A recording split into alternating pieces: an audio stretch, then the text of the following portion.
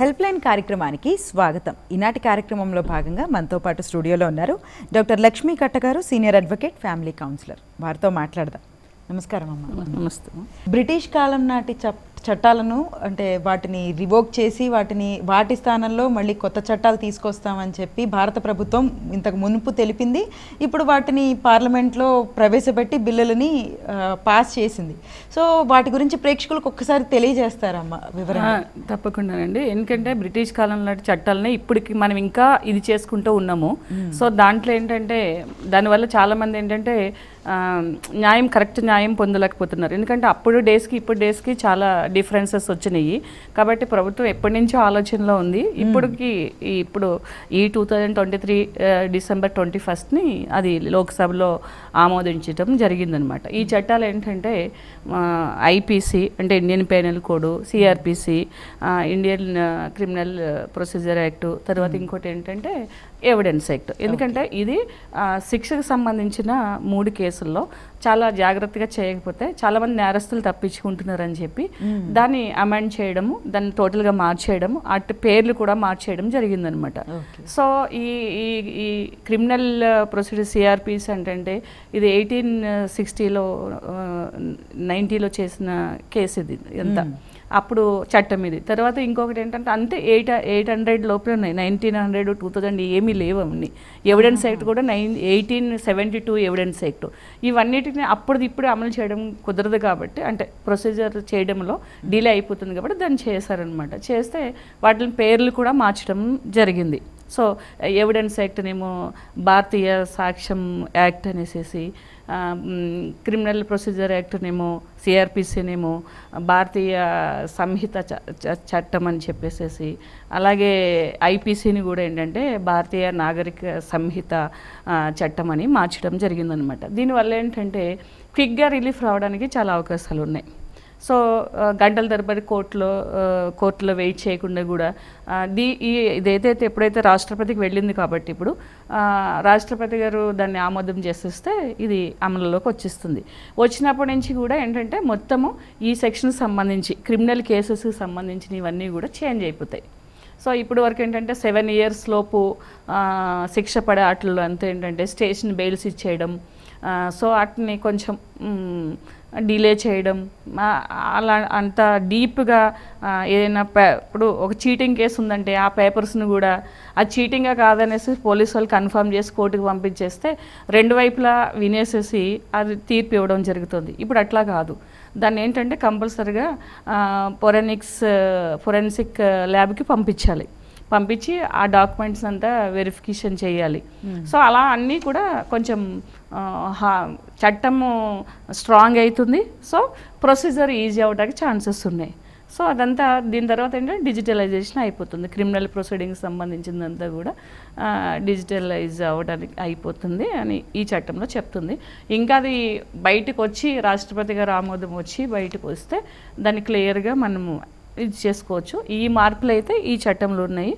దానికంటే ఇప్పుడు రాజద్రోహం కేసులు కూడా స్ట్రాంగ్ అయితే, అంటే దేశద్రోహము, దేశ సామాజిక సంబంధించినవి అన్నీ కూడా సమగ్రతకి సంబంధించినవి కూడా చేంజెస్ జరుగుతున్నాయి.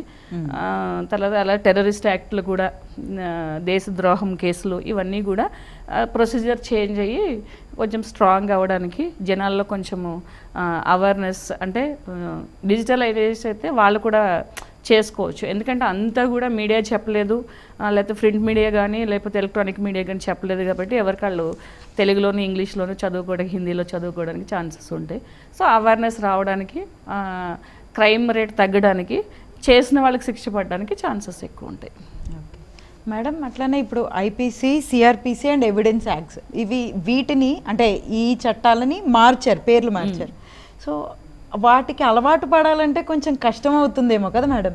అంటే ఇప్పుడు బ్రిటిష్ వాళ్ళు కాబట్టి ఇంగ్లీష్లో అప్పుడు పెట్టారు. దాని షార్ట్ ఫామ్లో ఇండియన్ పీనల్ కోడ్ అని, అంటే పీనల్ అంటే ఏంటంటే ఇప్పుడు సంహిత, సంరక్ష ఇట్లా అంటున్నాము. ఇప్పుడు మన హిందీ వచ్చేసి మన రాజభాష కాబట్టి సో హిందీలో పెట్టారు, కొంచెం టైం పడుతుంది. బట్ జనరల్గా అందరూ ఎక్కువ స్టేట్స్ అన్నీ కూడా హిందీనే మాట్లాడతారు కాబట్టి హిందీ అలవాటు అయిపోతుంది. ఇప్పుడు Bharat evidence, Indian evidence act అంటున్నాము. ఎవిడెన్స్ అంటే ఇండియన్ సాక్ష్య యాక్ట్ అంటున్నారు. తర్వాత క్రిమినల్ సిఆర్పిసి అంటున్నాము. భారతీయ సంహిత యాక్ట్ అనేదో అది వస్తుంది. నాగరిక్ ఐపీఎస్ అంటే నాగరిక సంహిత రక్షా చట్టం అనేసి వస్తుంది. సో ఈజీగా అలవాటు అయిపోతాయి. అది ఒక 1 month 2 monthsలో జనాలు అడాప్ట్ చేసుకుంటారు. అలా చేసుకోవాలనే కదా ఈ చేంజెస్ అన్నీ కూడా. సో ఇప్పుడు ఇంగ్లీష్ వాళ్ళు ఇంగ్లీష్లో పెట్టారు కాబట్టి దాన్ని మళ్ళీ అదే చట్టం కింద పెట్టడం ఎందుకని హిందీలో చేంజెస్ ఉండొచ్చు. అండ్ మేడం, అంటే ఇప్పుడు వచ్చిన ఈ బిల్లులు వీటిలో మీకు ఏది స్టాండ్ అవుట్ అనిపించింది యాక్చువల్లీ? అంటే ప్రతిదీ కూడా అంటే ఇన్వైటబుల్ అండ్ అంటే అప్రిషియేట్ చేయాలి. ఎందుకంటే ఇప్పుడు మనం వచ్చేసేసి 2023లో ఉన్నాం. ఇప్పుడు 1860, 1898, 1872 ఇలాంటి చేసిన చట్టాలు ఇవన్నీ. అప్పటికిప్పటికి దాదాపు చాలా ఇయర్స్ గ్యాప్. అప్పుడు చేసిన ఎవిడెన్స్ యాక్ట్ని ఇప్పుడు ఫాలో చేయడము, అప్పుడు చేసిన అఫెన్స్ని ఇప్పుడు అనలైజ్ చేసి దానికి పనిష్మెంట్ ఇవ్వడం అనేది చాలామంది ఎందుకంటే జనరల్ పబ్లిక్ అంటే కోర్టులకి వెళ్ళని వాళ్ళకి, కోర్టులో ఆ ప్రాబ్లం ఫేస్ అయిన వాళ్ళు ఈజీగా తీసుకోవచ్చు. కానీ చట్టం ఏంటి ఇలా ఉంది, అసలు మాకు న్యాయం జరగట్లేదు అది అంటారు. ఇప్పుడు ఏంటంటే స్పీడప్ చేయడానికి, తర్వాత అడ్వకేట్ ఏం చెప్తున్నారు అనేది ఆ లాంగ్వేజ్లో అందరికీ ఇంగ్లీష్ రావాలని ఏమీ లేదు. సో అడ్వకేట్ ఏం చెప్తున్నారు అనేది కూడా వాళ్ళకి అర్థం కాదు. కొన్ని ప్రొసీజర్ మా అడ్వకేట్ లేట్ చేశారంటారు. అడ్వకేట్ ఎప్పుడు లేట్ చేయరు, ఎందుకంటే ఒక కేసు అయిపోతే నెక్స్ట్ కేసు మీద వాళ్ళు కాన్సన్ట్రేట్ చేయొచ్చు. సో దట్ ఆ ప్రొసీజర్ ఏంటనేది ఇప్పుడు అందరికీ ఈజీగా అర్థం అవడానికి ఛాన్సెస్ ఉన్నాయి. సో డిజిటల్ ప్రాసెస్ అవ్వబోతోంది అని చెప్తున్నారు మీరు. సో ఇది ఎంత సులభతరం అవ్వబోతోంది అంటే ఇట్స్ వెరీ అంటే చాలా ఈజీ కదా. ఇప్పుడు డిజిటల్ ప్రాసెస్, ఇప్పుడు ఒక డేట్ చూడాలంటే మేము కోర్టుకి వెళ్ళాలి. ఇప్పుడు ఆన్లైన్ వచ్చినా సరిగ్గా ప్రొసీజర్ కరెక్ట్గా అప్డేట్ అవ్వడానికి టైం పడుతుంది. యాక్చువల్లీ డిజిటల్ అయితే ప్రతి ఒక్కరికి యాక్సెస్ ఉంటుంది. అంటే అక్కడ అడ్వకేట్ హైడ్ చేయడానికి లేకపోతే ఏదైనా మేనేజ్మెంట్ చేయడానికి ఏమి ఉండవు. అంటే వాంటెడ్లీ డేట్ లేట్ వచ్చిందంటే ఏమనుకుంటారంటే అదర్ సైడ్ అడ్వకేట్ ఏదో చేసేసారు, అందుకే లేటుగా డేట్ తీసుకున్నారు అంటారు. సో ఇలాంటివన్నీ హైడ్ చేయడానికి ఉండదు. వాళ్ళకి నాలెడ్జ్ ఉంటుంది కాబట్టి కోర్ట్ స్టాఫ్కి కానీ జడ్జెస్ కానీ మాకు కానీ ప్రెజర్ అనేది తగ్గుతుంది. సో అందరూ స్వాగతించవలసిన విషయాలు. 100% స్వాగతించాలి. ఎందుకంటే ఇప్పుడు ఆన్లైన్ ప్రతి ఒక్కరి చేతిలోనూ మొబైల్ ఉంటుంది. సో అందరికీ కూడా ప్రతి భాషలోనూ కూడా యాక్సెస్ ఉంటుంది. సో ఈజీ టు అంటే మనం దాన్ని యాక్సెస్ టు ఎవ్రీవన్. అంటే ఎవరు కూడా ప్రభుత్వాలను తప్పు పట్టడం కానీ అంటే ఎందుకు లేట్ అవుతుంది అనేది కూడా ఉంటుంది. ప్రొసీజర్ కూడా ఫాలో చేసుకోవచ్చు. If you are interested in the legal field, అంటే ఒక కేసుని ఒక ఇంట్రెస్టింగ్ కేసు లేకపోతే ఒక అంటే ఏదైనా ఇంట్రెస్టింగ్ ఫ్యామిలీ కానీ క్రిమినల్ కానీ ఏదైనా ఉన్నప్పుడు ఆ కేసుని ఎవరైనా ఫాలో చేసుకోవచ్చు కదా. కరెక్ట్. సో దట్ ఏంటంటే నేర్చుకోవడానికి ఛాన్సెస్ ఉంటాయి. అంటే అఫెన్స్ చేస్తే కూడా ఈ ప్రాబ్లమ్స్ వస్తాయి, ఇలా ప్రాబ్లమ్స్ ఫేస్ చేయాలి, ఇంత డబ్బులు ఖర్చు అవుతాయి, ఇన్ని సంవత్సరాలు కోర్ట్ టైం వేస్ట్ అవుతుంది, పనిష్మెంట్ అయితే మన లైఫ్ ఇట్లా ఇదైతే రూయిన్ అవుతుంది అని చెప్పేసి అవేర్నెస్ రావడానికి ఛాన్సెస్ ఉంటాయి. ఇప్పుడు ప్రతి ఒక్కరు చెప్పడము, ప్రభుత్వం చెప్పడం, మీడియా చెప్పడం, లేకపోతే ఏదో టీవీలో చూడడం అదొక ప్రోగ్రామ్ లాగా చూస్తారు కానీ అది ఇన్డెప్త్ అవ్వదు. ఎప్పుడైతే చదువుతామో జనరల్గా కాన్సన్ట్రేట్ చేసి వింటామో అది మన మైండ్లోకి ఫీడ్ అవుతుంది. కాబట్టి చాలా అడ్వాంటేజెస్ ఉన్నాయి డిజిటల్ అవడం. యాక్చువల్లీ ఇది కరెక్ట్, గుడ్ పాయింట్. అంటే ఎప్పటి నుంచో అనుకుంటున్నది ఇప్పుడు వరకు వచ్చింది. ఇట్స్ వెరీ అంటే ఇన్వైటబుల్ అండ్ అంటే గుడ్ ప్రాసెస్ అనమాట. మేడం అట్లనే ఇప్పుడు కన్జ్యూమర్ రైట్ యాక్ట్స్ అని ఒక చట్టం ఉన్నది. అంటే చాలామందికి దాని గురించి అవగాహన ఉండదు. అంటే ప్రతి ఒక్కళ్ళు కన్జ్యూమర్సే, కానీ ఎవరికి దీని గురించి అవగాహన ఉండదు. అంటే ఇప్పుడు ఫర్ సపోజ్ ఎవరన్నా ఒక ఏసీయో ఫ్రిడ్జో కొనుక్కున్నారు, కానీ అది పాడైపోయింది, లేకపోతే ఏదన్నా రాంగ్ ఐటమ్ మనకి ఇచ్చారు, దాని గురించి మాట్లాడాలన్నా అవతల వైపు ఎవరైతే మనతో డీల్ చేశారో ఆ సెల్లర్ మనతో సరిగ్గా ఉండకపోవచ్చు, సరిగ్గా ప్రాబ్లమ్స్ వస్తుంటాయి. బట్ దీన్ని ఎవరికి మనం రిపోర్ట్ చేయాలి అన్న విషయం చాలామందికి అవగాహన ఉండదు. సో అసలు ఈ ప్రొసీజర్ ఎలా ఉంటుంది మేడం?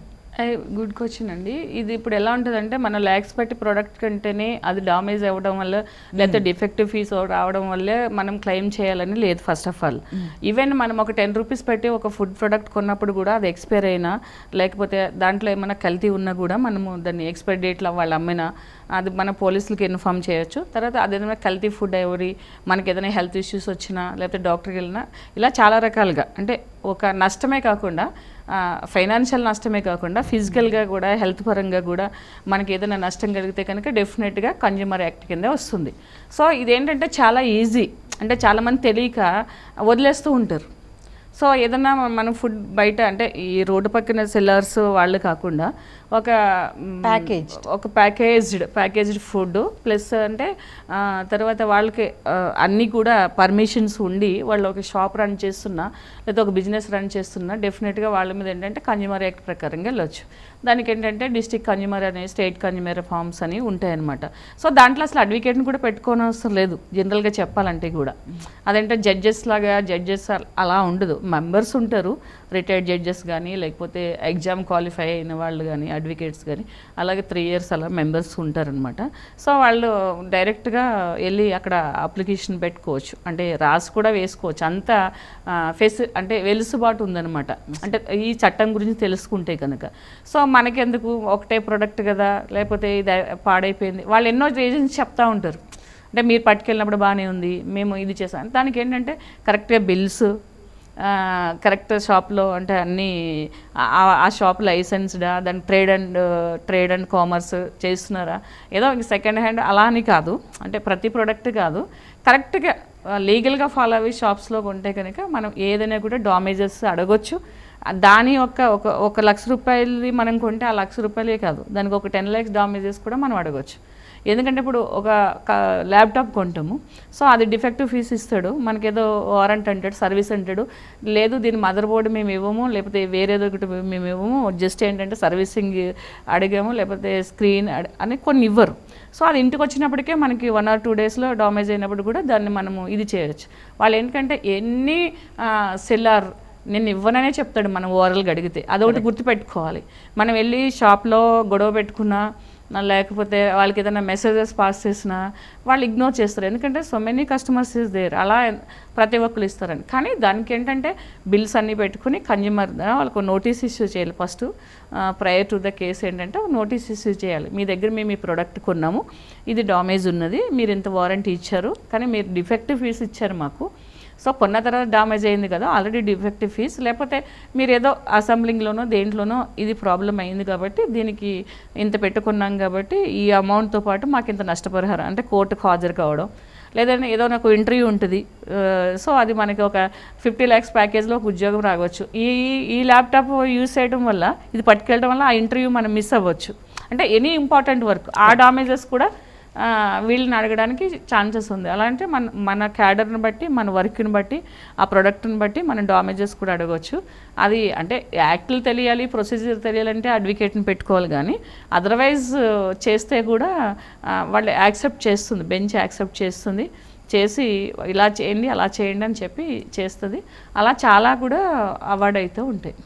అంటే చాలా శాతం కొంతమందికి తెలియక దీనికి ముందుకు వెళ్ళరు, ప్రొసీడ్ అవ్వరు. కొంతమంది ఇది కొంచెం ల్యాగ్ అవుతుందనో లేకపోతే అవతల పార్టీ ఏదైతే పెద్ద పార్టీనో అదే గెలుస్తుందనో అనుకుని మానేస్తూ ఉంటారు. అదే నేను ఇందాక ఒకటి చెప్పాను, ఎందుకంటే వాళ్ళు ఎప్పుడు కూడా పర్సనల్గా రెస్పాండ్ గారు. ఇంకొకటి ఏంటంటే అంత ఈజీగా మేము ఇచ్చేస్తామని ఒప్పుకోరు. సో వాళ్ళకి ఏంటంటే ప్యానల్ అడ్వకేట్స్ ఉంటారు, సో వాళ్ళు కొట్లాడుతారు, ఇయర్స్ టుగెదర్ అయిపోతుంది, ఇది వీళ్ళది ఉంటుంది. సో బట్ ఎప్పుడైనా కూడా రిస్క్ ఫేస్ చేయాలంటే టైము, మనీ అండ్ పేషెన్స్, ఈ 3 కూడా పెట్టాలి. అంతే, అలా ఒకళ్ళు చేసినప్పుడు రెండోసారి వాళ్ళు చేయకుండా ఉంటారు. మనకేంటంటే ముఖ్యంగా మనకి తెలిసిన నాలెడ్జ్లో అంటే మనకున్న అవేర్నెస్లో ప్రతి ఒక్కరు మాకెందుకు లేని ఊరుకుంటారు. ఇక్కడ వేరే కంట్రీస్ అయితే అట్లా కాదు. ఇప్పుడు కూడా అవేర్నెస్ వచ్చి కొన్ని ఎడ్యుకేటెడ్ పీపుల్ వదలరు. ఎందుకంటే ఇప్పుడు అర్బన్ క్లాప్లో కానీ లేకపోతే జస్డేల్లో కానీ మనం ఒకటి ఎవరినైనా రూమ్ క్లీనింగ్ లేకపోతే ఇదంతా మనం సర్వీస్కి మనం తెచ్చుకున్నప్పుడు వాళ్ళు ఏదన్నా ప్రాబ్లం చేసినా కూడా పోలీస్ కంప్లైంట్ ఇచ్చి ఒక 300-200 కోసం ఇస్తే అరే 200కి పోలీస్ స్టేషన్కి వచ్చారా 300 పోలీస్ స్టేషన్కి వచ్చారా అంటారు. సో లైక్ అది కరెక్ట్ కాదు. అక్కడ అలా ఒకళ్ళు చేస్తే అక్కడ అఫెన్స్ జరగకోకుండా ఉంటుంది, చీటింగ్ జరగకుండా ఉంటుంది. కాబట్టి ఏదైనా ప్రోడక్ట్ డామేజ్ అయినా లేకపోతే డిఫెక్టివ్ ఇచ్చినా ఎక్స్పైరీ డేట్లో ఇచ్చినా హెల్త్ ప్రాబ్లమ్స్ వచ్చినా ప్రతి ఒక్కళ్ళు కూడా కన్జ్యూమర్ కోర్టుకి ఈజీగా యాక్సెస్ వెళ్ళొచ్చు. అది ఎలా వెళ్ళాలి ఎక్కడ వెళ్ళాలని తెలుసుకోవడమే డిఫికల్టీ ఇక్కడ. సో ఇలాంటి ఛానల్స్ చూసుకుంటే హైదరాబాద్కి ఏమో ఇక్కడ లకిడి కపుల్లో ఇక్కడ ఉంది, ఎక్కడ అంటే మన ఇదేంటి ఆనంద్ నగర్ కాలనీలో స్టేట్ హోమ్ ఉంది, తర్వాత ఎల్బీ నగర్లో ఒక డిస్టిక్ హోమ్ కన్జ్యూమర్ హోమ్స్ ఉన్నాయి. అంటే కన్జ్యూమర్ ఫార్మ్ అంటారు, కన్జ్యూమర్ కోర్ట్స్ అని కూడా అంటారు. ఎందుకంటే కోర్టులో ఒక జడ్జి ఉంటారు, ఇక్కడ 3 మెంబర్స్ ఉంటారు కాబట్టి ఫారం అని అంటారు. సో వెళ్ళి ఈజీగా ఎవరిని అడుగునా చెప్తారు. కాబట్టి ప్రతి ఒక్కరు ఏంటంటే ఏదైనా ఇలా అన్యాయం జరిగినప్పుడు నష్టపోయినప్పుడు, ఎందుకంటే కన్జ్యూమర్ ఎప్పుడు ఒకటే కొనుక్కుంటారు, అది సేవింగ్ మనీయా లేకపోతే కొంతమంది అయితే ఇందులో కూడా తీసుకుంటారు, ఇన్స్టాల్మెంట్ బేసిస్లో తీసుకుంటారు. అప్పుడు వాళ్ళు చాలా నష్టపోవడానికి ఛాన్సెస్ ఉంటుంది కదా. ఇన్స్టాల్మెంట్ అయితే కట్టకుండా వాళ్ళు వదలరు, కానీ ఇక్కడ ప్రొడక్ట్ డామేజ్ అవుతుంది. సో దట్ దానికి వెళ్తే కన్జ్యూమర్కి వెళ్తే వీళ్ళని కూడా ఆప్ చేయొచ్చు. అంటే తర్వాత ఇష్యూస్ అవ్వకుండా, తర్వాత ఇంకెవరికి కూడా ఇట్లాంటి ఇష్యూస్ అవ్వకుండా మనకు అయిన దాన్ని మనం వాళ్ళ దృష్టికి తీసుకువెళ్తే మంచిది అని చెప్పి అది ఒకటి. పర్సనల్గా కూడా ఇప్పుడు మనం ఒక 1 lakh పెట్టి ఒక ప్రోడక్ట్ కొన్నామంటే అది డామేజ్ అయిందంటే మెకానిక్ని పిలిస్తే ఏమంటాడు, వేస్తాము గ్యారంటీ ఇవ్వము. సో వీళ్ళు ఎందుకులే ఒక 10 రూపాయలు ఒక 10,000 అవుతుంది లేకపోతే ఒక 15,000 అవుతుంది, ఏం చేద్దాము, ఈ కోర్టులు ఎక్కడ తిరుగుతాము, ఈ అడ్వకేట్లు ఎక్కడ పెట్టుకుంటాము, టైం ఎక్కడ స్పెండ్ చేస్తామని వీళ్ళు ఆలోచిస్తారు. కానీ ఆ ప్రోడక్ట్ వాళ్ళకి కూడా నష్టమే కదా. 1 lakh పోనీ 6 నెలలు సంవత్సరం ఎప్పుడో నెలకు ఒకసారి పిలుస్తారు వెళ్ళాలి. అది డెఫినెట్గా మీ వైపుని కరెక్ట్ ఉంటే కోర్టు ఇది చేస్తుంది. అది మీరు ఓన్గా కూడా ఇది చేసుకోవచ్చు. దానికి పెద్ద ఆర్గ్యుమెంట్లు చెప్పవలసిన అప్పీల్లో ఉంటాయి, కానీ లోయర్ అంటే ఇనిషియల్ స్టేజ్లో అంత ఉండదు కదా. సో దట్ వాళ్ళకి ఏంటంటే ఫియర్స్, అంటే ఇప్పుడు డిజిటల్ అవుతున్నది లేకపోతే చట్టాలు మారుస్తున్నది ఇందుకే. ఎందుకంటే వీళ్ళకి ఫియర్స్ ఎక్కువ ఉంటాయి. టైం అమౌంట్, అడ్వకేట్స్ వస్తుందో రాదో ఇంత అన్న కొంచెం ఉంటుంది అనమాట. అందుకే ఎవరికి వాళ్ళు అలా చేస్తారు. కాబట్టి మన ఇండియాలో మోసాలు ఎక్కువ జరుగుతూ ఉంటాయి. చాలామందికి తెలియని ఒక మంచి యాక్ట్ గురించి మనం ఇప్పుడు మాట్లాడుకున్నాం మేడం. అట్లనే ఇంకొక విషయం, అంటే వీలునామా విషయానికి వెళ్తే, వీలునామా అనగానే వీలునామా రాసేటప్పుడు అంటే తప్పులు జరుగుతూ ఉంటాయి. దానివల్ల ఆ లబ్ధిదారుడు ప్రాబ్లం ఫేస్ చేస్తూ ఉంటాడు. సో అంటే చిన్న తప్పు ఉన్నా సరే ప్రాబ్లం ఎదురవుతూ ఉంటుంది. సో ఎటువంటి తప్పులు జరుగుతూ ఉంటాయి, ఛాలెంజెస్ ఏముంటూ ఉంటాయి మేడం? ఇప్పుడు ఈ వీలునామా అనేది ఆల్వేస్ డిస్ప్యూట్. అంటే కాన్వర్ట్ పొజిషన్లో, అంటే ఇప్పుడు ఒక తండ్రి పిల్లలకి ఆస్తి ఇవ్వాలి అని అనుకుంటే ముందే ఇచ్చేస్తే వాళ్ళు చూడరు. సో ఆ ఇన్సెక్యూరిటీ ఫీలింగ్ ఉంటుంది, అది ఫ్యాక్ట్ కూడా. ఇంకా రెండోది ఏంటంటే ఎప్పుడైతే ప్రాపర్టీ పిల్లలకి ఇచ్చేస్తారో వీళ్ళకి సర్వ హక్కులు దాని మీదకి వెళ్ళిపోతాయి, చూడకపోవడం ఎలా ఉన్నా కానీ. సో అప్పుడు వాళ్ళు ఏం చేస్తారంటే దాన్ని సేల్ చేసుకోవడము, దాన్ని మార్టిగేజ్ చేసుకోవడం ఇలా చేస్తుంటారు. వీళ్ళేంటంటే మిగిలిన వాళ్ళు ఎవరైతే ఉంటారో వాళ్ళకి ఎక్కువ ప్రాపర్టీ వచ్చింది, మాకు తక్కువ, ఇలా ఉంటాయి. అందుకని ఎప్పుడైనా ఏం చేస్తారంటే బిఫోర్ అంటే వాళ్ళు ఎలా ఉన్నప్పుడు ఇది ప్రాపర్టీ ఇవ్వడానికి ఇవ్వకూడదు కాబట్టి వీలునామా అనేదానికి వెళ్తాం. అది ఎప్పుడు వస్తుంది వీలునామా? మనిషి చనిపోయిన తర్వాత మాత్రమే అది ప్రాసెస్లోకి వస్తుంది. ఈలోపు ఎన్ని జరుగుతాయో మనకి ఫ్యామిలీలో తెలియదు. ఇప్పుడు ఒక కొడుకు తెలిసేలాగా తండ్రి వీలునామా రాసి పెట్టాడు అనుకోండి, రేపొద్దున కూతురు వచ్చి ఇంకోటి మార్చవచ్చు తెలిస్తే. అప్పుడు ఫస్ట్ వీలునామా ఇన్వాలిడ్ అయిపోతుంది, సెకండ్ వీలునామే ఫోర్స్లోకి వస్తుంది. చాలామంది రిజిస్టర్ చేసాము లాకర్లో పెట్టామంటారు. మీరు రిజిస్టర్ చేయండి, దానికి ఏదన్నా ఎంత పెద్ద 1,00,000 రూపాయలు బాండ్ పేపర్లు కొనుక్కుని వీలునామా చేసినా కూడా ఫస్ట్ వీలునామా సెకండ్ వీలునామా ఉంటే కనుక ఫస్ట్ వీలునామా అనేది చెల్లదు. సరే, నా జీవితకాలంలో నేను ఎన్ని వీలునామాలైనా చేసుకోవచ్చు, నేను తర్వాత మార్చుకుంటాను, ఇది నా ఫస్ట్ వీలు లేకపోతే ఇది నా సెకండ్ వీలునామా లేకపోతే ఇది నా థర్డ్ వీలునామా, ఇంకా నేను బ్రతుకున్న కాలంలో ఎన్నైనా మార్చుకునే రైట్ నాకు ఉందని అందులో మెన్షన్ చేస్తాం. సో ఒక ఏజ్ అయిన తర్వాత ఏంటంటే ఇన్ఫ్లుయెన్స్ అయిపోతూ ఉంటారు ఓన్గా. ఇప్పుడు 60 ఒక 55 ఇల్లు హెల్త్ వచ్చినప్పుడు ఏంటంటే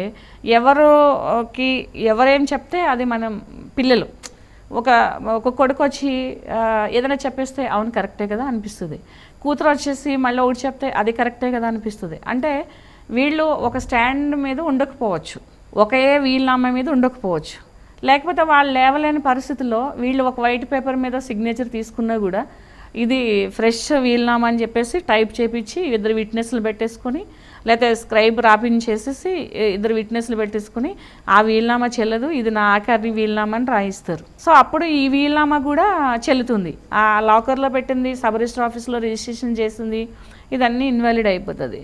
అది టెస్ట్కి పంపించి ఏది ఫస్ట్ది ఏది సెకండ్ది అంటే కూడా సెకండ్ది వచ్చినప్పుడు అదేంటి అది వైట్ పేపర్ మీద వచ్చినా ఇది ఈ మధ్య కాలంలో సిగ్నేచర్ అని వస్తే ఫోరెన్సిక్స్ ల్యాబ్కి పంపించినప్పుడు అది పాతది ఇన్వాలిడ్ అయిపోతుంది. సో ఇదంతా చాలామందికి అవేర్నెస్ లేదు.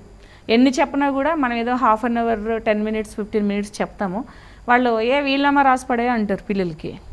సో ఎప్పుడు వీలునామా చూడండి, దాదాపు ఒక 90% వీలునామా కేసుల్లో పిల్లల మధ్యనే కొట్లాట ఉంటుంది, పిల్లల మధ్యనే గొడవలు ఉంటాయి. ఆస్తులు అలాగే 10 ఏళ్ళు 20 ఏళ్ళు కూడా కోర్టులో నడిచిపోతుంటుంది. కానీ వీలునామా రాసినప్పుడు ఏంటంటే ఈ ప్రాబ్లమ్స్ అన్నీ ఉంటాయి కాబట్టి ఇలా ఇన్ఫ్లుయెన్స్ అవ్వకుండా ఉంటే అది ఒకే వీలునామా ఉంటే కనుక తర్వాత ఇలాంటి ఫ్రాడ్ జరగడానికి ఎక్కువ ఛాన్సెస్ ఉంటుంది. అంటే ఒక ఏజ్లో హెల్త్ ఇష్యూస్ ఉన్నప్పుడు హాస్పిటల్లో సిగ్నేచర్లు పెట్టించుకోవడం, తర్వాత బెడ్ మీద ఉన్నప్పుడు పెట్టించుకోవడం, ఒక వీలునామా రాసుకుని కొడుకు ఎక్కడ వెళ్ళిపోతాడు, మళ్ళీ కూతురు వచ్చి ఒకటి రాయించుకోవడానికి ఛాన్సెస్ ఉన్నది. సో అది కూడా మారితే బాగుంటుంది యాక్చువల్లీ. ఇప్పుడు అయితే ఆ డిస్ప్యూట్స్ అయితే ఎప్పుడు ఉంటాయి వీలునామాలు. మీరు ఎన్ని జాగ్రత్తలు తీసుకున్నా వీలునామాలు రాసేసి ఆ వైట్ వీలునామా రాసానండి, అది మళ్ళీ మా అమ్మాయి ఒక సిగ్నేచర్ తీసుకుంది వైట్ పేపర్ మీద, అది ఎలా చెల్లుతుందని వీళ్ళు ఫీల్ అవుతూ ఉంటారు.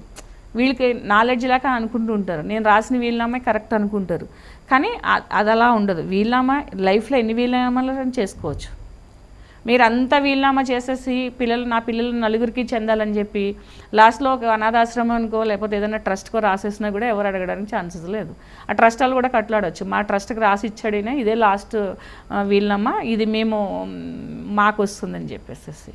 పిల్లలేమో మా తండ్రి ఆస్తి మాకు వీలునామా రాస్తారంటారు. ఇప్పుడు ఫెడప్ అయిపోయి చాలామంది కూడా అలా చేసేవాళ్ళు ఉన్నారు, ఇంట్లో పని వాళ్ళకి రాసి ఇవ్వడం. అంటే ఎవరు చూస్తే వాళ్ళకి కొంచెం ఎడ్యుకేటెడ్ ఏం చేస్తారంటే పిల్లలు వేరే కంట్రీస్లో సెటిల్ అవుతారు, వాళ్ళు రాయించుకుని వెళ్ళిపోవడము, వాళ్ళు ఏదో చేస్తారు, సరిగా కేరింగ్ ఉండదు పేరెంట్స్ అంటే, వాళ్ళు ఇన్ టైంకి వాళ్ళు ప్రజెంట్ కాలేరు.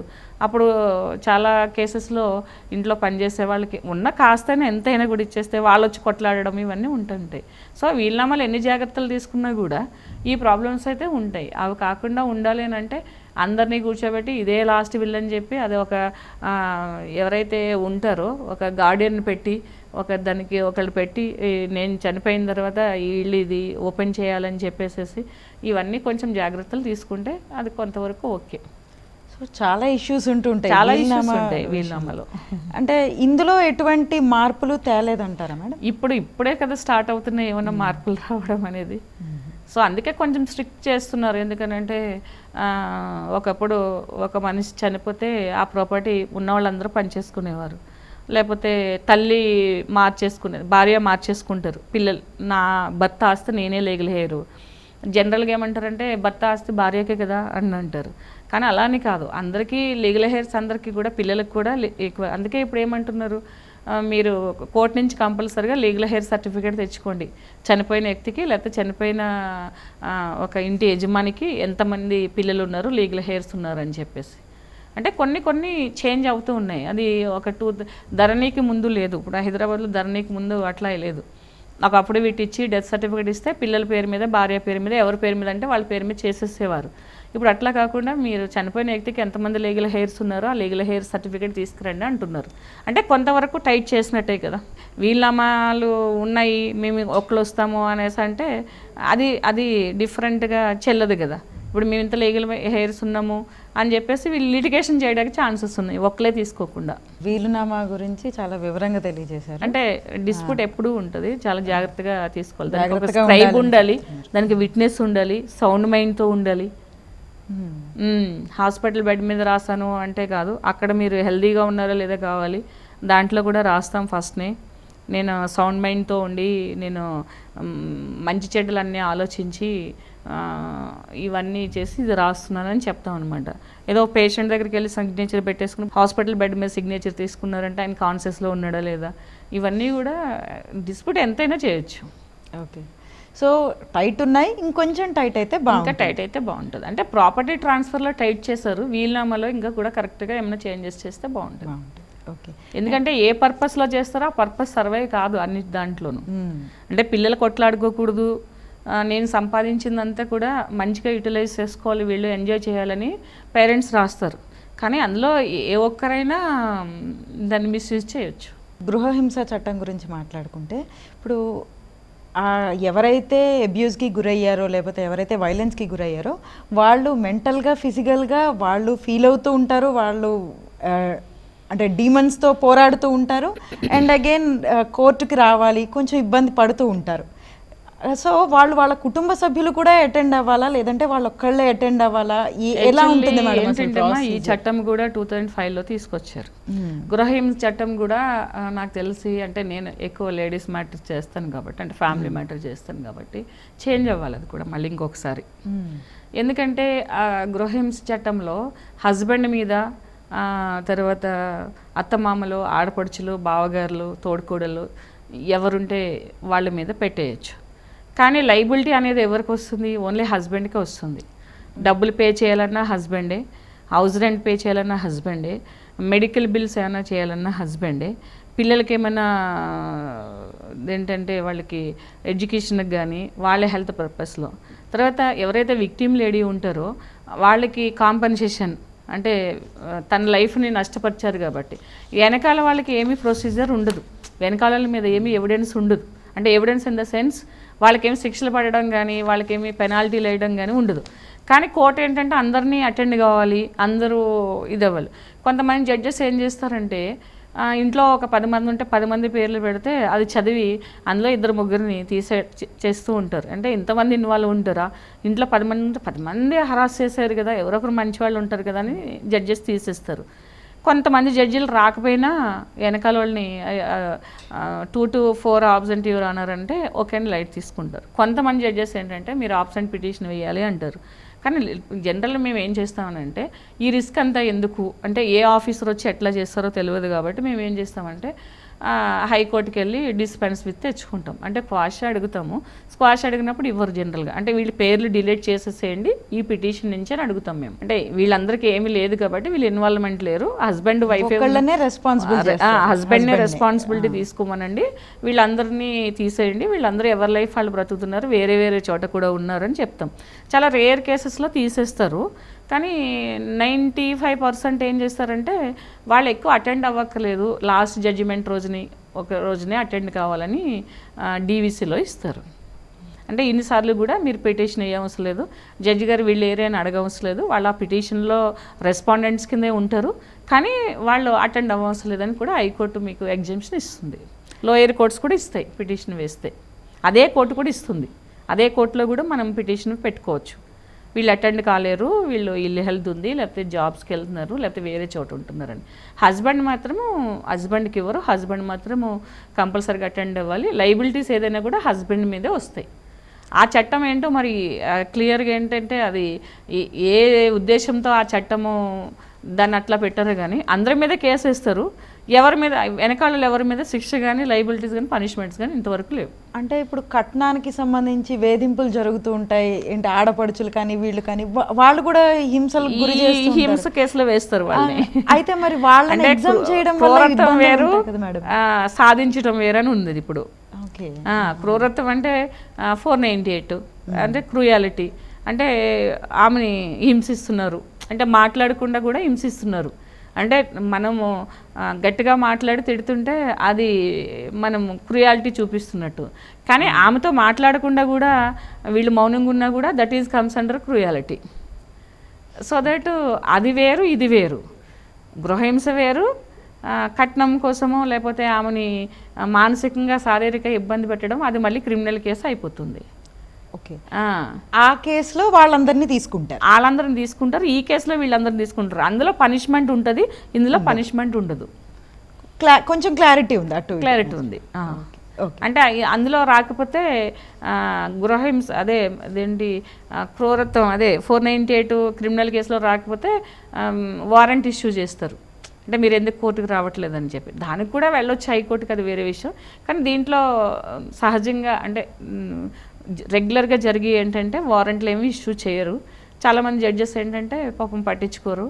కొంతమంది ఇది అడుగుతారు రావాలి కంపల్సరిగా కోర్టుకి అటెండ్ కావాలంటారు. అప్పుడు మేము ఎగ్జామ్షన్ పిటిషన్ వేస్తాం అట్లా. సో దానికంత ప్రాబ్లం వెనకాల వాళ్ళు కంపల్సరిగా రావాలని అంత ప్రాబ్లం ఏమి లేదు. కానీ అది అడ్వకేట్ని బట్టి క్లయింట్ని బట్టి అన్నీ ఉంటుంటాయి. ఓకే. అండ్ అలానే దత్తత విషయంలోకి వద్దాం. అంటే దత్తత ప్రొసీజర్ ఈ మధ్యకాలంలో అంటే ఎక్కువ అవుతున్నాయి, ఎందుకంటే పిల్లలు పుట్టడం ఇబ్బంది అవుతుంది, లైఫ్ స్టైల్ చేంజెస్ వల్ల, పీసీఓడి ఇట్లా ఇంకా చాలా పెద్ద ఇష్యూస్. సో దత్తత ప్రొసీజర్స్ ఎక్కువ అవుతున్నాయి ఈ మధ్యకాలంలో. చాలామంది వాటి గురించి అవగాహన లేకుండా దత్తత అనేది తీసుకుంటూ ఉంటారు. దానివల్ల అంటే దత్తత ఇచ్చిన వాళ్ళు మళ్ళీ మేము తీసేసుకుంటామని అంటూ ఉంటారు. సో ఇట్లాంటి ఇష్యూస్ చాలా ఎక్కువగా వస్తూ ఉంటాయి. ఇప్పుడు ఏంటంటే ఈ మధ్య కాలంలో ఏంటంటే ఆస్తుల వాల్యూ పెరిగిన తర్వాత మనిషి యొక్క అంటే ఇద్దరు భార్యాభర్త సంపాదించడం స్టార్ట్ చేసిన తర్వాత లీగల్ అవేర్నెస్ కూడా చాలా వరకు పెరిగిందనే చెప్పాలి. ఎందుకంటే పాత రోజుల్లో మనము ఏదైనా చెప్తే అది వినేసి వెళ్ళిపోయేవారు. అంటే అడ్వకేట్ చెప్తే ఓకే అని వెళ్ళిపోయేవారు. ఎందుకంటే డాక్టర్ అయినా అడ్వకేట్ అయినా నమ్మకం మీదే ఉంటుంది కాబట్టి. ఇప్పుడు అట్లాని కాదు, వాళ్ళే సెర్చ్ చేసుకుని వస్తారు, గూగుల్లోనో లేకపోతే యూట్యూబ్లోనో వాళ్ళ నాలెడ్జ్ని బట్టి సెర్చ్ చేసుకుని వస్తారు. సో ఇప్పుడు కూడా మీరు అన్నది కరెక్ట్. ఏంటంటే ఇచ్చిన వాళ్ళకి తీసుకున్న వాళ్ళకి కూడా సరైన పద్ధతులు వెళ్ళకపోతే చాలా ప్రాబ్లం అవుతుంది. ఎందుకంటే ఇక్కడ 2 కుటుంబాలు ఒక బాబుదో పాపదో లైఫ్ సఫర్ అయిపోతారు. ఎమోషనల్గా, సోషలాజికల్గా అండ్ ఫినాన్షియల్గా కూడా వాళ్ళు చాలా దెబ్బతింటాను కాదు. ఎందుకంటే ఇప్పుడు రెగ్యులర్గా జరిగే కోర్టులు అవే. ఎందుకంటే వీళ్ళు ఇండియాలో ఉన్న ఒక ప్రథమమైన ప్రాబ్లం ఏంటంటే ఏది లీగల్గా చేయాలి, ఏది జనరల్గా చేసేయచ్చు అనేది అవగాహన ఇప్పటికీ చాలామందికి లేదు. ఇంత సోషల్ నెట్వర్క్ వచ్చి ఇంత ఎవరి వన్ మొబైల్ ఉండి సో తెలుసుకుని యాక్సెస్ ఉండి అంటే ఎవరి లాంగ్వేజ్లోనూ కూడా తెలుసుకునే ఛాన్సెస్ ఉన్నప్పటికీ కూడా చాలా విషయాలు తెలుసుకోరు. సో పెళ్ళి అనేది మీరు ఎవరు పర్మిషన్ తీసుకోవాల్సి లేదు. మొదటి పెళ్ళి అనేది ఎవరు పర్మిషన్ తీసుకోవాల్సి లేదు. పిల్లలకు అనడానికి ఎవరు పర్మిషన్ తీసుకోవాల్సి లేదు. ఎందుకంటే నేను క్లియర్గా అర్థం అవడం కోసం చెప్తున్నాను. కానీ పిల్లల్ని కన్న తర్వాత ఆ పిల్లల్ని వేరొకరికి దత్తత ఇవ్వాలంటే డెఫినెట్గా గవర్నమెంట్ పర్మిషన్ తీసుకోవాలి. Government permission in the sense sub register ఆఫీస్లో రిజిస్ట్రేషన్ చేసుకోవాలి ఒక ప్రాపర్టీ లాగా. సో అదర్వైజ్ చాలామంది ఏంటంటే ఏదో డాక్టర్ని పట్టుకుని వాళ్ళే బర్త్ సర్టిఫికేట్ తీసేసుకుంటారు. మా పాప మా బాబు అని చెప్పేసి పేరెంట్ వేసుకుంటారు. ఓకే బాగానే ఉంది. అది 25 ఏళ్ళ వరకు ఎవరో నిన్ను పెంచుకున్నారని చెప్పారు. తర్వాత ప్రాబ్లమ్స్ ఏముండు, ఓన్ పిల్లల కంటే ఎక్కువ చూస్తారు వాళ్ళు. సో రెండోది ఏంటంటే లేకపోతే ఏం చేస్తారంటే వీళ్ళు ఆ సర్టిఫికేట్ బర్త్ సర్టిఫికేట్ కూడా తెచ్చుకోకుండా 100 రూపీస్ బాండ్ పేపర్ మీద 10 రూపీస్ బాండ్ పేపర్ మీద తెచ్చేసుకొని మా పిల్లలే అని చెప్పేసి ఒక బర్త్ సర్టిఫికేట్ చేయించేసుకుని ఇంట్లోనే పుట్టారని చెప్పేసి ఆర్డీఓ త్రూ ఎంఆర్ఓ మున్సిపల్ నుంచి లేదా గ్రామ పంచాయతీ నుంచి ఒక బర్త్ సర్టిఫికేట్ క్రియేట్ చేసుకుని వీళ్ళే తల్లిదండ్రుల కింద చేసేసుకుంటారు. సో ఇక్కడ వరకు కూడా ఇది బాగానే ఉంది. ఎప్పుడు ప్రాబ్లమ్స్ వస్తాయనంటే ఎప్పుడైతే ప్రాపర్టీస్ దగ్గరకు వస్తారో వీళ్ళు ఓల్డ్ ఏజ్ అవుతారో అప్పుడు వాళ్ళ రిలేటివ్స్ అందరూ స్టార్ట్ చేస్తారు. ఈ పిల్లాడిని పెంచుకున్నారు, వీడికి లీగల్గా పెంచుకోలేదు, లీగల్గా దత్తత తీసుకోలేదు, వీడికి ఈ ఆస్తిలో ఏ విధమైన హక్కులు రావు, ఈ అమ్మాయికి ఏ విధమైన హక్కులు రావు అని స్టార్ట్ చేస్తారు. అంటే ఒక ఫాదర్ ఉంటే ఫాదర్ బ్రదర్సో లేకపోతే లేడీ అయితే ఆమె వైపు నుంచి వాళ్ళ తమ్ముళ్ళు వాళ్ళ చెల్లెళ్ళు అందరూ చేస్తూ ఉంటారు. సో అక్కడ ప్రాబ్లమ్ స్టార్ట్ అవుతుంది. సో మేజర్ ప్రాబ్లమ్స్ అక్కడే వస్తాయి. ఈ పిల్లలకేమో వీళ్ళే తల్లిదండ్రులు, ఇదే మా ఆస్తి, ఇదే అని అనుకుంటారు. కానీ అలానే ఎంటీ హ్యాండ్స్తో వెళ్ళిపోయే వాళ్ళు కూడా చాలామంది ఉంటారు. సో మా పెద్ద అబ్బాయిని ఎప్పుడో దత్తత ఇచ్చేస్తామండి అంటారు. ఈ ఆస్తిలో అబ్బాయికి ఏమీ రైట్ లేదంటారు. దత్తత ఇచ్చినా కూడా ఆ దత్తత లీగల్గా ఇచ్చారని లేదని వీళ్ళకి అవగాహన ఉండదు. కాబట్టి దత్తత అనేది ఎప్పుడు కూడా ఏం చేయాలంటే విత్ ఇన్ ద ఫ్యామిలీలోనే దత్తత తీసుకోవాలి లీగల్గా. సో ఎక్కడ కూడా బయట వాళ్ళు మాకు లీగల్గా ఇచ్చారని అనుకోడు, మా తెలిసిన వాళ్ళు, మాకు ఫ్యామిలీ ఫ్రెండ్స్, మా రిలేటివ్స్ అని చెప్పాలి అడాప్షన్ డీడ్లో. అది సబ్ రిజిస్టర్ మాత్రమే రిజిస్ట్రేషన్ చేయాలి ఒక ప్రాపర్టీలానే. సో అది అడాప్షన్ డీడ్ అంటాం. సో దాంట్లో క్లియర్గా మెన్షన్ చేస్తాం, మాకు పిల్లలు లేనందువల్ల మేము ఆరోగ్యంగా ఉన్నాం, ఈ కారణం చేత పిల్లలు లేరు కాబట్టి మా తెలిసిన వాళ్ళలోనే మేము మా చుట్టాల్లో మేము దత్తత తీసుకుంటున్నామని చెప్పేసి అందులో రాస్తాం. దత్తతకు ముందు కూడా కొన్ని సెరమనీస్ ఉంటాయి.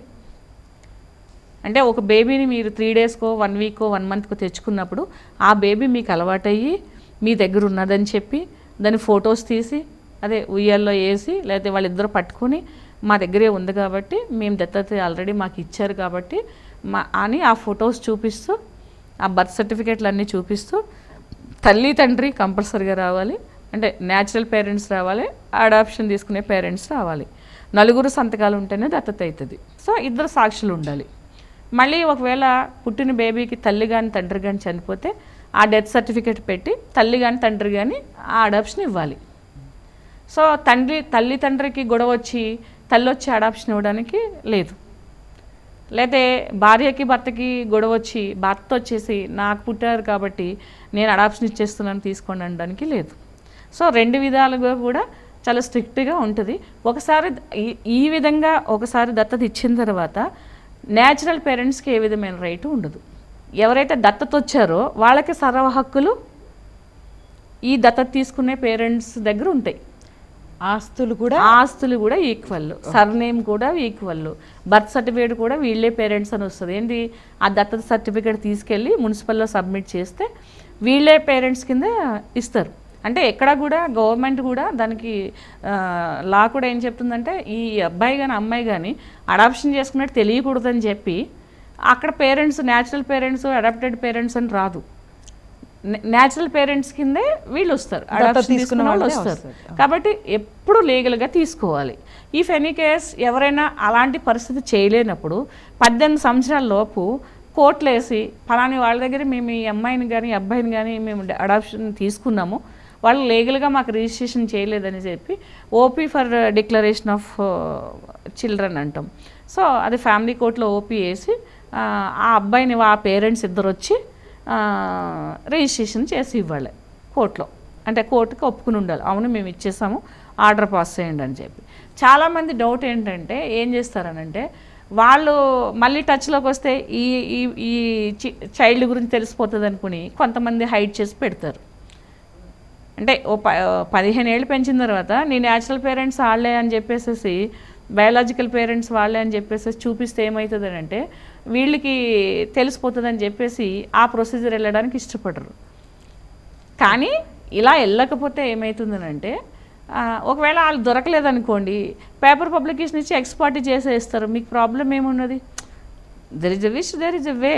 మీరు ఏదైనా వే తెచ్చుకుని ఆ అబ్బాయిని ఆ అమ్మాయిని ప్రొటెక్ట్ చేయడానికి ఆలోచించాలి ఈ పేరెంట్స్, అడాప్షన్ తీసుకున్న పేరెంట్స్. లేకపోతే డెఫినెట్గా మీకు 50 గజాలు ఉండనివ్వండి, ఆ 50 గజాల కోసమైనా ఈ వెనకాల వాళ్ళందరూ గొడవ పెడతారు. అప్పుడు కోర్టుకి వెళ్ళినా దెర్ ఇస్ నో యూస్. ఈ పిల్లలు ఎవరున్నారో వాళ్ళు లీగల్ అడాప్టర్స్ కాదు. సో ఎటువంటి ప్రొసీజర్స్ ఉన్నా సరే first of all adoption deed ద్వారా చేయించుకోవడం వల్ల చేయించుకోవాలి, ఆస్తులు కూడా మనకి చెందే అవకాశం ఉంటుంది. ఎవరైతే అంటే ఆస్తులు ఇన్ ద సెన్స్ ఇప్పుడు ఒక ఆడపిల్ల ఉంది, పెళ్లి చేయాలి, పెళ్లి చేస్తే పేరెంట్స్ ఇద్దరు పోతారు. అప్పుడు అమ్మాయిని మళ్ళీ బయాలజికల్ పేరెంట్స్ అంటే అమ్మాయికి తెలీదు, అక్కడున్న సిబ్లింగ్స్ వాళ్ళు యాక్సెప్ట్ చేయరు.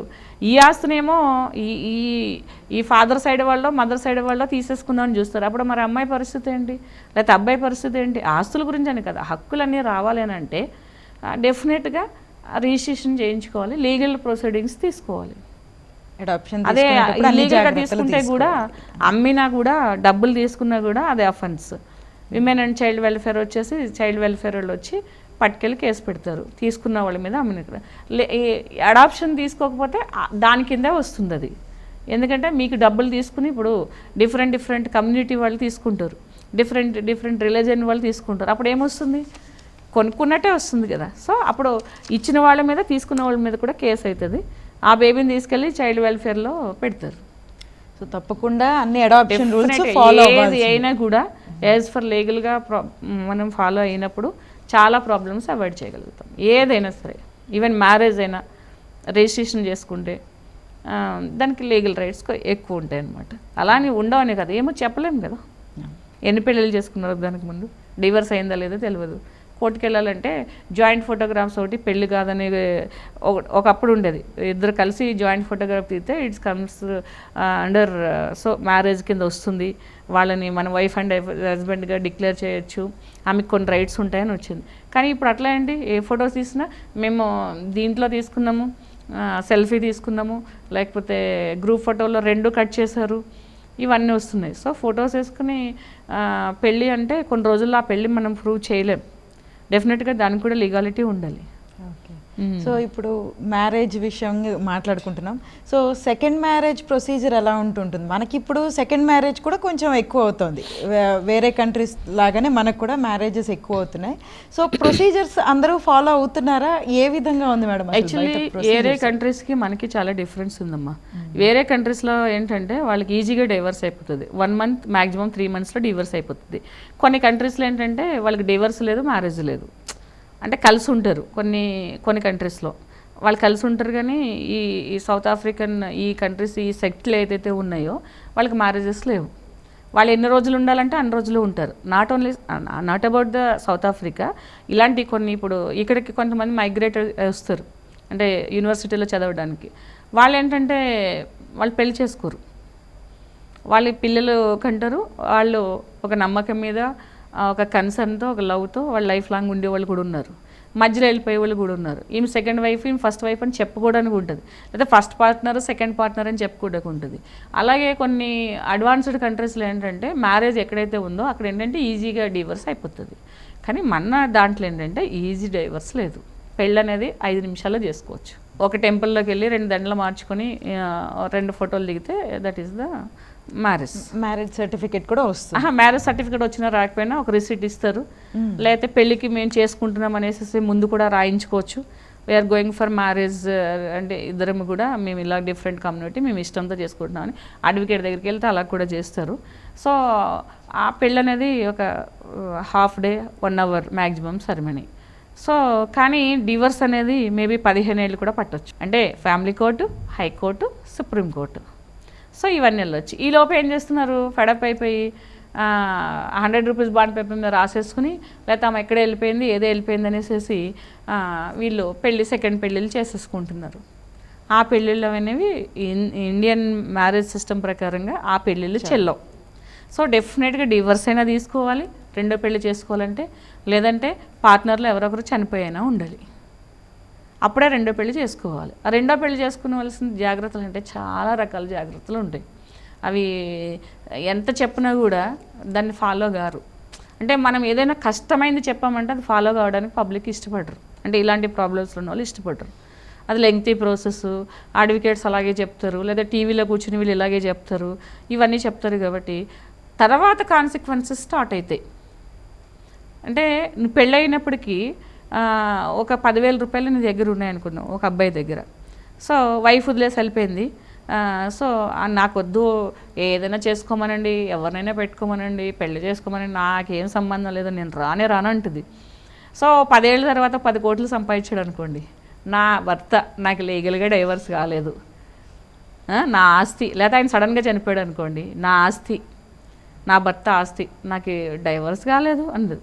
ఇక్కడ సెకండ్ ఆమె ఏమైపోతుంది, కొన్ని పిల్లలు ఉంటే ఏమైపోతారు. సో ఇలాంటి ప్రాబ్లమ్స్ చాలా ఉంటాయి. కాబట్టి 2వ పెళ్ళిళ్ళు చేసుకోవాల్సిన వాళ్ళు కూడా అమ్మాయిలే కాదు, అమ్మాయిలు అబ్బాయిలు కూడా చాలా జాగ్రత్తలు తీసుకోవాలి ఇవాళ రేపు. ఎందుకంటే ఎక్కడ ఏం జరుగుతుందో తెలియట్లేదు. ఇంకొక కేసులో ఇప్పుడు పార్ట్నర్స్ ఇద్దరిలో ఒకళ్ళకి ఇష్టం అవుతుంది, ఒకళ్ళకి ఇష్టం అవ్వదు. అంటే అదే ఏదైనా కారణం కావచ్చు, అబ్యూజివ్ కావచ్చు, వాళ్ళు బయటకు రావాలి. అదే అంటున్నాను, అలా రావాలనుకున్నప్పుడు 15 years పడుతుంది కోర్టు మీకు డైవర్స్ చేయాలి అని అనుకుంటే. అంటే అలాంటి వాళ్ళకి ఎటువంటి ఇష్యూ, అంటే ఇప్పుడు మాకు ఇష్టం లేదు వాళ్ళతో ఉండడం, సరే మీరు సెటిల్ చేసేసుకోండి. మీకు లక్షలు కావాలి, నాకు అతనికి ఒక 5 ఇల్లులు ఉన్నాయి, నాకు అందులో 3 ఇల్లులు కావాలి, 2.5 ఇల్లులు కావాలి, లేకపోతే నా లైఫ్ పాడు చేశాడు, నాకు నేను 2 పిల్లల్ని కన్నాను, లేకపోతే 4 అబార్షన్లు చేయించాడు, ఇలా ఎలిగేషన్స్ పెట్టి నాకు ఒక 1 కోటి రూపాయలు ఇవ్వాలంటే ఎందుకు ఇస్తాడు 1 కోటి రూపాయలు? అది కావాలనుకుంటే కనుక లీగల్గా కావాలి, డబ్బులు కావాలి, అన్నీ కావాలంటే 15 years. లేదా మీరు చెప్పండి 15 daysలో కూడా డైవర్స్ చేయొచ్చు ఇప్పుడు. ఎట్లా అంటే ఇద్దరు ఒప్పుకుంటే 6 నెలలు అన్నాం కదా, అంటే ఇద్దరు ఒప్పుకోరు, అంటే ఒకళ్ళు ఒప్పుకుంటారో ఒకళ్ళు ఒప్పుకోరు, అప్పుడు వాళ్ళకి సెకండ్ మ్యారేజ్ చేసుకోవాలని ఉంటది. అదే ఇందాక మాట్లాడింది అదే, అలా చేసుకోవాలని ఉండాలి అనేది ఇట్స్ నాట్ వ్యాలిడ్ అని చెప్తున్నాను నేను. ఓకే, సో ఖచ్చితంగా కన్సెంట్ ఉండాలి. కన్సెంట్ ఏంటంటే ఇద్దరు డివోర్స్ తీసుకున్న తర్వాత ఫస్ట్ చెప్పా డైవర్స్ అయినా ఉండాలి కోర్టు నుంచి, లేకపోతే ఒక పార్ట్నర్ చనిపోయినా ఉండాలి. వాళ్ళు మ్యారేజ్ ఎగ్జిస్టెన్స్ ఉండగా 10 ఏళ్ళైనా సరే 20 ఏళ్ళైనా సరే ఆ పెళ్ళికి రద్దు కాకుండా ఉంటే కనుక అది మీకు ఫస్ట్ వైఫే లీగల్ అవుతుంది, లేదా ఫస్ట్ హస్బెండే లీగల్ అవుతాడు. ఇప్పుడు అలా ఎన్నో కేసులు మనం టీవీలో చూస్తున్నాం. సడన్గా వచ్చి ఈమె సెకండ్ వైఫ్, సడన్గా వచ్చి ఈమె థర్డ్ వైఫ్, ఇవన్నీ హైడ్ చేసి. లేదా ఇప్పుడు ఇంకా విచిత్రం ఏంటంటే ట్రాన్స్జెండర్స్ కూడా అమ్మాయిలని పెళ్ళి చేసుకున్న ఒక కేసు కూడా ఉన్నది. అంటే తెలియట్లేదు ఏముందనేది, ఒక వ్యక్తి గురించి తెలుసుకోవాల్సిన అవసరం ఎంతైనా ఉంటుంది. సో ఒక కేసులో ఫస్ట్ నైట్ అయినప్పుడు ఆమె ట్రాన్స్జెండర్ నన్ను మోసం చేసిందని ఆయన టీవీ ముందుకు వచ్చాడు. సో అలాంటిది ఏంటంటే మ్యారేజ్ అనేది పెద్దల్లో కాకుండా జరిగే పెళ్ళిళ్ళు చెప్తున్నాను. ఒక ఫేస్బుక్లోనో లేకపోతే ఇన్స్టాలోనో టెలిగ్రామ్లోనో ఎందులోనో ఒక వ్యక్తి పరిచయం అయ్యాడు, ట్రావెలింగ్లోనో లేకపోతే ఇలాగా ఆన్లైన్లో వచ్చారు అని చాలా ఎక్కడ పరిచయం అయ్యాడు నీకంటే ఇన్స్టాలో అని చాలా స్టైలిష్గా చెప్తారు. వాళ్ళ అమ్మాయిలు కూడా ఎక్కడ పరిచయం అయింది అంటే ఇలా చెప్తారు. వాళ్ళు ఏంటంటే ఈ అంటే ఫేస్ యాప్ పెట్టుకుని చాలా అందంగా తయారయ్యి అసలు ఎట్లా కావాలంటే అట్లాగా ఇది చేసుకుని ఆ పెళ్లి నాటికి వచ్చి ఆ పెళ్లి చేసుకోకపోతే నన్ను పెళ్లి చేసుకుంటానని మోసం చేశాడు అని చెప్పేసి ఇవన్నీ ఏంటంటే ఎవరికి వాళ్ళు పర్సనల్గా తీసుకోవాల్సిన జాగ్రత్తలు మ్యారేజ్ అనేది. ఇట్లాంటివి అసలు సెకండ్ థాట్ లేకుండా చాలా మంది సెకండ్ మ్యారేజ్కి వెళ్ళిపోతారు. అదే కదా నేను చెప్తున్నాను. ఇప్పుడు ఫేస్బుక్లో చూసి వీటిలో చూసి ఫొటోస్ చూసి రీల్స్ చూసి లైక్ ఏజ్ లేకుండా ప్లాస్టిక్ సర్జరీలు, కాస్మెటిక్ సర్జరీలు, సో ఇవన్నిట్లో చాలా మోసాలు జరుగుతున్నాయి సెకండ్ మ్యారేజెస్లో. ఫస్ట్ మ్యారేజెస్లోనే జరుగుతున్నాయి. ఇంకా సెకండ్ మ్యారేజ్లు అంటే ఏంటి, చాలామంది ఇంపార్టెంట్ ఉంటారు, they are not fit for marital life, కానీ సొసైటీ కోసం వాళ్ళు పెళ్లి చేసుకుంటారు. చాలా కేసెస్ చూస్తున్నాయి ఇలాంటివి మనం ఇప్పుడు సోషల్ మీడియాలో. అంటే నా సబ్జెక్ట్ అదే కాబట్టి నేను కూడా టీవీలో అయినా న్యూస్లో అయినా కూడా అదే అబ్జర్వ్ చేస్తుంటాం జనరల్లీ. అలాంటప్పుడు రియల్గా ఇలా నమ్మేస్తారా అనిపిస్తుంటుంది. మనం చెప్పేది వేస్ట్ అనిపిస్తుంది, వాళ్ళు చెప్పేది వాళ్ళిద్దరికీ. ఎప్పుడైతే ప్రాబ్లం అరైజ్ అవుతుందో, ఎప్పుడైతే వాళ్ళు రోడ్డు మీదకి వస్తారో అప్పుడు రియలైజ్ అయినా దేర్ ఇస్ నో ఇష్యూ. ఏ మ్యారేజ్ అయినా సరే నేను చెప్పేది ఏంటంటే జాగ్రత్తగా అబ్జర్వ్ చేసుకోవాలి. అంటే ప్రతిదీ మనం అబ్జర్వ్ చేయలేము, కానీ సపోజ్ ఒక మెన్ని మనం ఒక 1-2 గంటలు అతనితో మాట్లాడితే అతను ఏంటనేది కొంచెమైనా మనం తెలుసుకోవచ్చు, ఎక్స్టర్నల్ విషయాలన్నా తెలుసుకోవచ్చు. చాలామంది అమ్మాయిలు 9 years ఉన్నాం, 8 years ఉన్నాం లివిన్లో, పెళ్ళికి ముందు అంటారు. ఒకప్పుడు లవ్లో ఉన్నాం అనేవాళ్ళు, ఇప్పుడు మేము లివిన్లో ఉన్నాము బిఫోర్ మ్యారేజ్ అంటారు. ఏమీ తెలీదు. సో అదంతా కూడా పర్సనల్ రెస్పాన్సిబిలిటీ, మీరు తెలుసుకోవాల్సిన పర్సనల్ రెస్పాన్సిబిలిటీ. ఎందుకు 10 ఏళ్ళు లవ్ చేసుకుని లివ్ ఇన్ రిలేషన్లో ఉండి, అంటే మీరు నెలకు ఒక 10 గంటలైనా 30 రోజులకి 30 గంటలైనా కలిసి ఉంటారు లివ్ ఇన్ అని అంటే. ఆ 30 గంటలను తెలియంది పెళ్ళైన 30 రోజుల్లో వచ్చేసి యూఆర్ గోయింగ్ ఫర్ డివోర్స్, నాకు అసలు సెట్ అవ్వదు, ఇది మిస్ మ్యాచ్, మాకు అసలు కార్డియల్ రిలేషన్షిప్ లేదా అంటారు. సో మ్యారేజెస్ ఎక్కడ ఫెయిల్ అవుతున్నాయి, ఎక్కడ కుటుంబ వ్యవస్థ విచ్ఛిన్నం అయిపోతుందంటే because of our personal thinking. అంటే మనకు ఒక అవగాహన లేకపోవడం వల్ల ఫస్ట్ మ్యారేజ్ అయినా సెకండ్ మ్యారేజ్ అయినా ఇవాళ రేపు ప్రతిదీ ప్రాబ్లమే. ఎందుకంటే ఎవ్వరు కూడా ఎంటీగా ఉండడానికి ఇష్టపడట్లేదు. సో జాబ్ వచ్చిన వెంటనే పెళ్ళికి ముందే లివ్ ఇన్ రిలేషన్, పెళ్ళి అయిన తర్వాత డివోర్స్, మళ్ళీ డివోర్స్ అయిన వెంటనే మళ్ళీ ఇంకొక ఆప్షన్. సో అది ఫెయిల్ అయింది, ఇది ఫెయిల్ కాదు, ఇది కరెక్ట్ అంటే, కానీ అది కూడా ఫెయిల్ అవ్వడానికి చాలా ఛాన్సెస్ ఉంటాయి. సో ప్రతి ఒక్కరు ఏంటంటే వాళ్ళ లైఫ్కి వాళ్ళు తీసుకోవాల్సిన డెసిజన్ అనేది వాళ్ళ అవగాహన చేసుకుని అర్థం చేసుకుని, అవసరమైతే మ్యారేజ్ కౌన్సిలర్స్ దగ్గరికి వెళ్ళి, ఫ్యామిలీ కౌన్సిలర్స్ దగ్గరికి వెళ్ళి, ఇవాళ రేపు చాలా సైకాలజిస్ట్ తప్పేమి కాదు, అది తీసుకుని ఇద్దరు కూడా కౌన్సిలింగ్కి వెళ్ళి. అదొక టబు అయిపోయింది, కౌన్సిలర్ దగ్గరికి వెళ్ళకూడదనో లేకపోతే సైక్రాటిస్ట్ దగ్గరికి వెళ్ళకూడదు. సైక్రాటిస్ట్ అనేది ఇట్స్ ద ఫిజికల్ ప్రాబ్లం. అదే ఫిజికల్ ఇన్ ద సెన్స్ అది ఒక మెడికేషన్కి సంబంధించింది. సైకాలజిస్ట్ అంటే మనకి చాలామందికి ఏంటంటే సైకాలజిస్ట్కి సైక్రాటిస్ట్కి డిఫరెన్స్ తెలియదు. అంటే సైకాలజిస్ట్ దగ్గరికి వెళ్ళి కౌన్సిలింగ్ మాకేమైనా పిచ్చి అనుకుంటున్నారా, మేడం పిచ్చి అన్నది నేను రానా అక్కడికి మళ్ళీ అంటారు.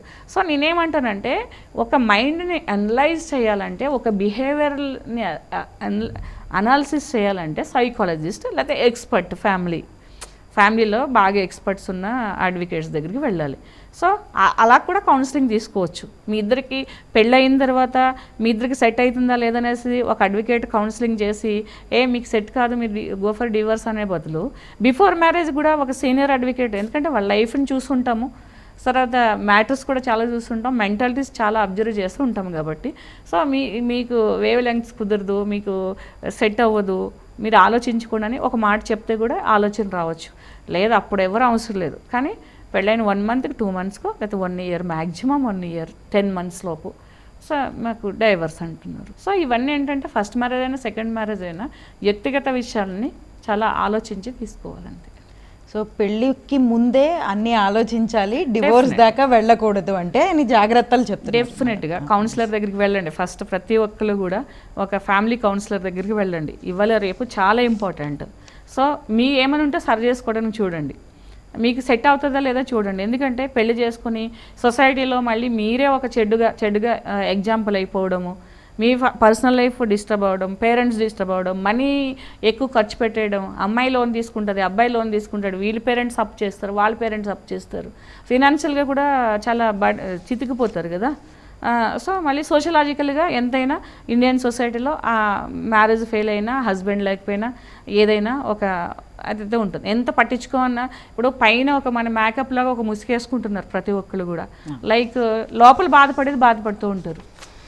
అంటే ఏం లేదు నేను ఇండిపెండెంట్గా నేను బ్రతకగలను అంటారు, కానీ పెళ్ళి అయితే చాలామంది డిప్రెషన్లోకి వెళ్ళిపోయి చాలా ఫ్రస్ట్రేషన్లోకి వెళ్ళిపోయి చాలా ఇబ్బందులు పడుతూ ఉండడం నేను చూసాను. కాబట్టి బిఫోర్ దట్ మీరు కరెక్ట్ ఛానల్ని అప్రోచ్ అయితే డెఫినెట్గా కొంతవరకు కంట్రోల్ అవుతుంది ఈ మ్యారేజ్ విచ్ఛిన్నం అయిపోవడం అనేది. ఫ్యామిలీ సిస్టమ్ని స్టేబుల్ చేయాలంటే ఎవరికాలు పర్సనల్ జాగ్రత్తలు తీసుకోవాలి. చాలా విషయాలు చాలా విస్తారంగా తెలియజేశారు మేడం. అంటే చాలామందికి ఈ విషయాలు తెలియవు. ఇప్పుడు కన్జ్యూమర్ యాక్ట్ అనో లేకపోతే ఎందుకు ఇప్పుడు ఈ కేసే తీసుకుందాం, సెకండ్ మ్యారేజ్ అన్న విషయం, అది ఎట్లా చేసుకోవాలి అన్న విషయం కూడా చాలామందికి తెలియకుండానే జరిగిపోతూ ఉంటాయి అన్ని విషయాలు. సో చాలా విషయాలు ఎంతో చక్కగా తెలియజేశారు ఈనాటి కార్యక్రమంలో. Thank you so much madam. Thank you. చూశారు కదండి, డాక్టర్ లక్ష్మి గారు ఫ్యామిలీ కౌన్సిలర్ అలాగే సీనియర్ అడ్వకేట్. వారి మాటల్లో మనం చాలా విషయాలు తెలుసుకుందాం ఇవాళ. సో మీకు ఇదంతా హెల్ప్ అవుతుందని ఆశిస్తున్నాం. సో ఇది ఇవాల్టి మన హెల్ప్ లైన్ కార్యక్రమం. మరో కార్యక్రమంతో మళ్ళీ కలుసుకుందాం. అంతవరకు సెలవు. నమస్కారం.